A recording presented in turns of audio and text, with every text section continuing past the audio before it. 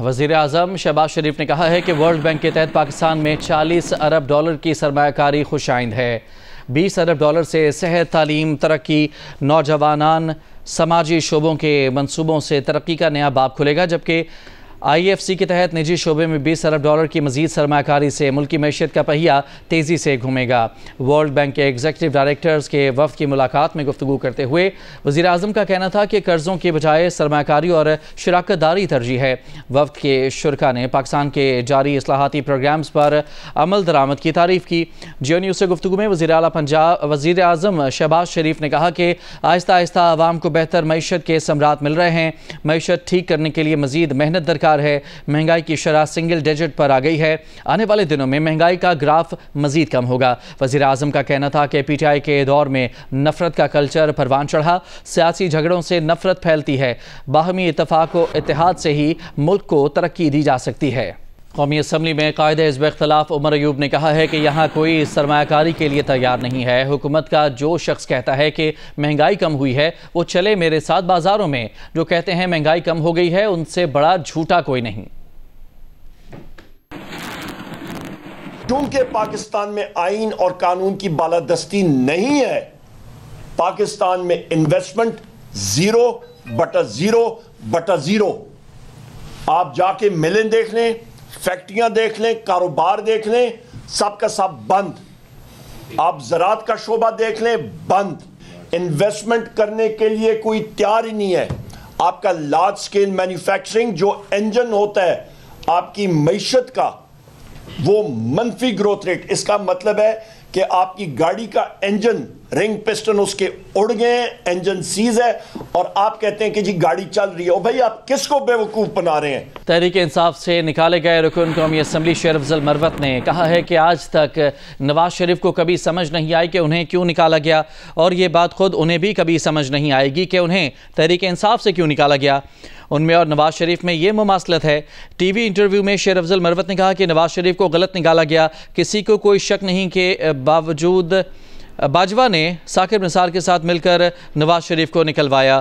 نواز شریف کو نکلوانے میں PTI کا کوئی کردار نہیں ہو سکتا تھا۔ باجوہ نے نواز شریف کو نکالا اور ثاقب نثار کو استعمال کیا۔ نواز شریف کو جس جرم پر نکالا گیا وہ غلط تھا۔ نواز شریف کو ایون فیلڈ، پاناما پر نکالتے تو اور بات تھی، انہیں بیٹے سے تنخواہ نہ لینے پر نکالا گیا۔ کراچی میں PIB کالونی جیل چورنگی کے قریب واٹر ٹینکر کی ٹکر سے موٹر سائیکل سوار جاں بحق ہو گیا۔ مشتعل افراد نے واٹر ٹینکر کو آگ لگا دی۔ مزید جانتے ہیں جیو نیوز کے نمائندے راہیل سلمان سے۔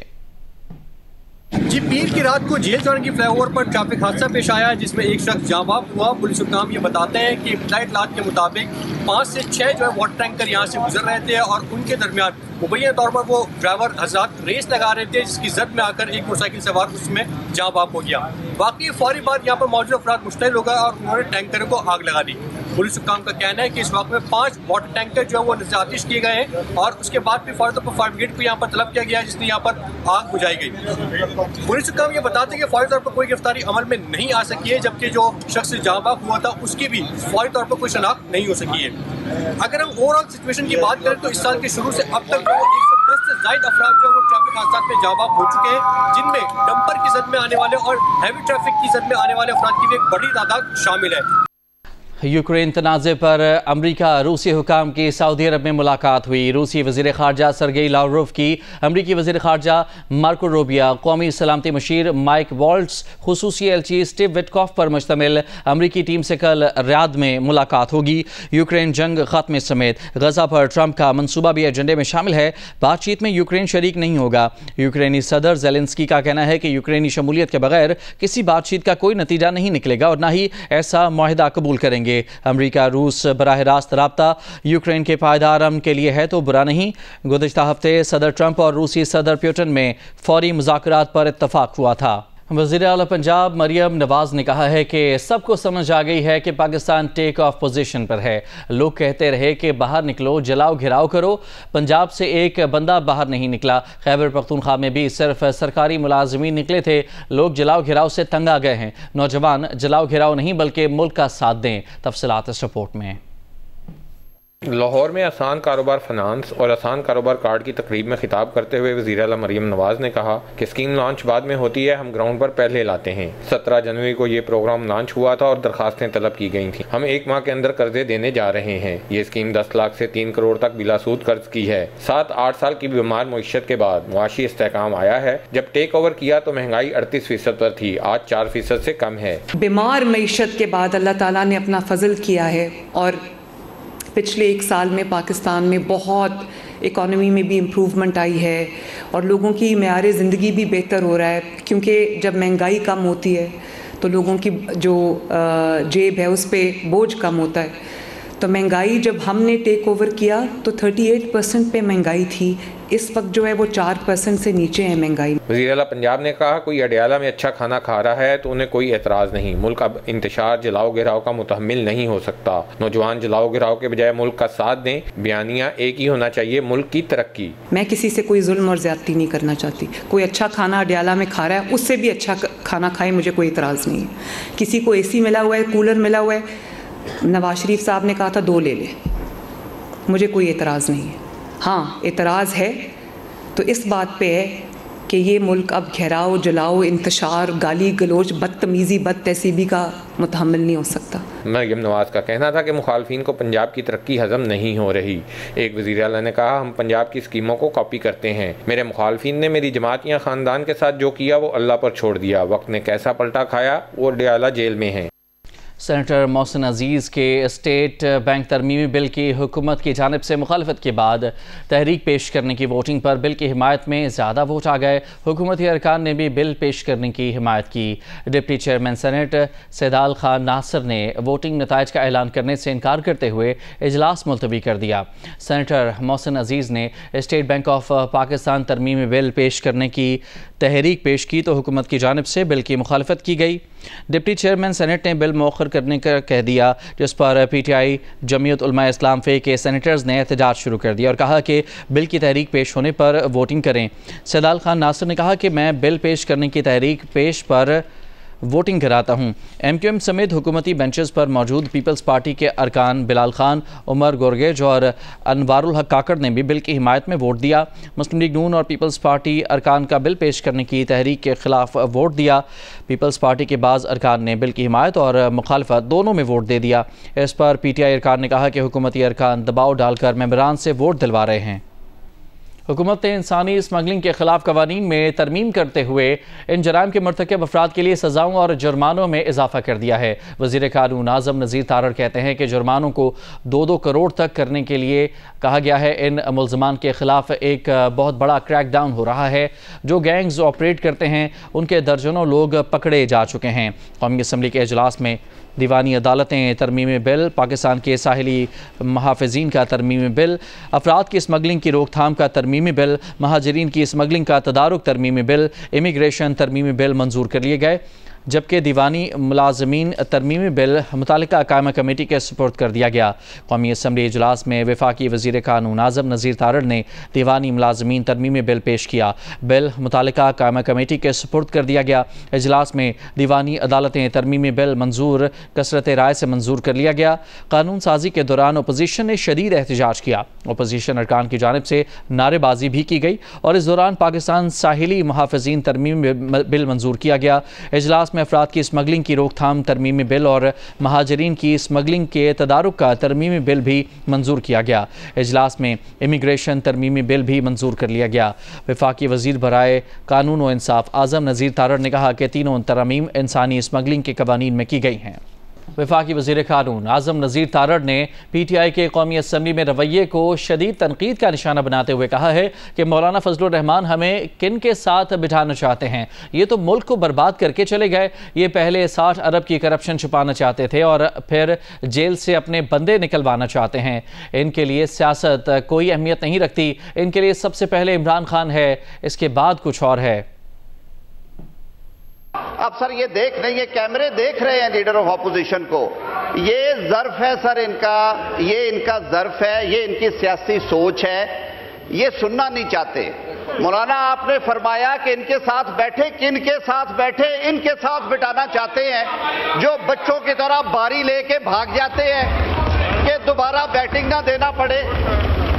یہ ان کے رویے, انہوں نے پاکستان سنوارنے پہلے برباد کر کے دے گئے ہیں پاکستان کو. آپ نے صحیح کہا کہ معاملے یہاں پہ طے ہونے چاہیے, یہ وہاں پہ طے کرنا چاہتے ہیں. یہ پہلے جیل سے بندے لانا چاہتے ہیں, یہ پھر بیٹھیں گے. یہ پہلے 60 ارب کی کرپشن کا دھونا چاہتے ہیں, یہ پھر بیٹھیں گے ہمارے ساتھ. یہ پہلے اپنی ناجائز اولادوں کے فیصلے کروانا چاہتے ہیں, یہ پھر بیٹھیں گے ہمارے ساتھ. یہ پہلے اپنے آپ کو صادق اور امین کہلوانا چاہتے ہیں, یہ پھر بیٹھیں گے پاکستان کے لیے. انہیں اپنی ذات سے آگے کوئی چیز نہیں ہے. ان کے لیے سب سے پہلے عمران خان, اس کے بعد کوئی اور چیز ہے. اور شرم کرنی چاہیے, کورم کے پیچھے چھپنے پہ بھی آپ کو شرم آنی چاہیے. سینئر سیاستدان سینیٹر فیصل واوڈا نے کہا ہے کہ اپوزیشن کے پاس دمادم مست کیلنڈر کا وقت ختم ہو چکا ہے. اب ملک ایسے ہی چلے گا. ہمیں جو بل پاس کرنا ہوگا کریں گے. قانون سازی میں اپوزیشن سے ووٹ بھی لیں گے اور احتجاج کرنے والوں کو بھی روکیں گے. وہ جیو نیوز کے پروگرام کیپٹل ٹاک میں میزبان حامد میر سے گفتگو کر رہے تھے. دمادم مست کلندر کس کا ہوگا؟ دیکھیں دمادم مست کلندر کا تو ٹائم ختم ہو گیا نا میرے صاحب. تو اب تو سیاست کرنے کی کچھ ہے ہی نہیں. جو بل پاس کرنا ہوگا پاس کریں گے, جو بل قانون چینج کرنا ہوگا کریں گے, جو پروٹیسٹ کرے گا اس کو روکنا ہوگا روکیں گے, جو کرنا ہوگا کریں گے. اب ملک اسی طرح چلے گا. پاکستان کی ترقی پہلے, سیاست بعد میں. آپ جو کر سکتے ہیں, آپ نے پہلے بھی ٹل کا زور لگایا, آپ آج بھی ٹل کا زور لگا لیں. جب ہمیں ووٹ چاہیے ہوگا ہم آپ سے بھی ووٹ لیں گے. یہ پاکستان کے پرابلم کی بات ہے, بڑی سیدھی بات ہے. یہی جمہوریت ہے, اسی میں زندہ رہیں. یہ کافی پیئیں جب تک میں پی رہا ہوں. پاکستان تحریک انصاف کے رکن قومی اسمبلی ڈاکٹر نثار جٹ نے کہا ہے کہ پارلیمانی پارٹی کے اجلاس میں شیر افضل مروت نے انہیں تحفظ دینے کی گزارش کی. تاہم ہم نے انہیں طرز عمل درست کرنے کا مشورہ دیتے ہوئے کہا کہ پارٹی میں واپسی کے لیے وہ بانی پی ٹی آئی کو درخواست کریں اور انہیں مطمئن کریں. شیر افضل مروت کے معاملے پہ ایسا لگ رہا ہے کہ علی مین گنڈا پور صاحب ایک سائڈ پہ کھڑے ہیں اور عمران خان صاحب دوسری سائڈ پہ کھڑے ہیں. شیر افضل مروت صاحب کو ہم نے آج, انہوں نے پارلیمانی میٹنگ میں بات کی. انہوں نے کہا جی آپ لوگ مہربانی کریں میری آواز بنیں یا مجھے تحفظ دیں. تو ہم سب نے کہا کہ جی ٹھیک ہے, اگر کسی معاملے پر عمران خان صاحب بانی چیئرمین ہیں, اگر انہیں کوئی آپ سے شکوہ شکایت ہے تو آپ شکوہ شکایت کو دور کریں, آپ اپنا کنڈکٹ درست کریں. انہوں نے پارلیمانی پارٹی میں پوچھا کہ مجھے کیوں نکالا؟ جی انہوں نے بالکل پوچھا اور ہم نے انہیں کہا بھی کہ آپ اپنے کنڈکٹ کے اوپر نظر ثانی کریں, آپ کا کنڈکٹ اچھا نہیں ہے. آج ہم نے کہا کہ جی آپ خان صاحب کے پاس دوبارہ اپنی جو اپیل دائر کریں. اگر وہ خان صاحب کو مطمئن کرنے میں کامیاب ہوتے تو وہ پارٹی کا حصہ رہیں گے. کراچی کے علاقے ڈیفنس سے اغوا کے بعد قتل کیے گئے مصطفیٰ کے کیس میں پیش رفت ہوئی ہے. ہب سے جلی ہوئی گاڑی سے ملنے والی لاش پوری تھی, اس کا صرف دھڑ ملنے کی اطلاع غلط نکلی ہے. تفتیشی حکام کے مطابق ملزمان نے مصطفیٰ کی گاڑی کی ڈگی میں ہی آگ لگائی. مصطفیٰ کے جسم کے تمام حصے 11 جنوری کو ہب پولیس کو ملے تھے. ہب پولیس کی جانب سے کراچی پولیس کو فراہم کی گئی ویڈیو میں بھی لاش پوری نظر آ رہی ہے. اس سے قبل ہب پولیس نے کراچی پولیس کو صرف دھڑ ملنے کی اطلاع دی تھی. آئی ایم ایف کی مینیجنگ ڈائریکٹر کرسٹلینا جارجیوا نے پاکستانی وزیر خزانہ محمد اورنگ زیب کی تعریف کی ہے. سعودی عرب کے شہر العلا میں ایک کانفرنس کے دوران وزیر خزانہ نے بتایا کہ پاکستانی حکومت معاشی ترقی کے لیے اقدامات کر رہی ہے. قرض اور جی ڈی پی کا تناسب جو 73% تک پہنچ چکا تھا اب 65% کے قریب ہے. M D I M F نے کہا کہ پاکستان معیشت درست راستے پر گامزن ہے اور تمام تر مشکلات کے باوجود وزیر خزانہ محمد اورنگ زیب کو اپنا کام پسند ہے. As a result of all of this, overall debt to GDP, which was north of 73%, is now coming to mid-60s. And Managing Director, we just need to make sure that we make it sustainable as we go forward.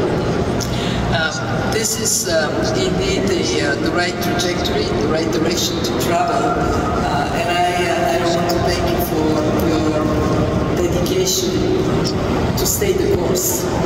And for the audience, I can share with you a small secret.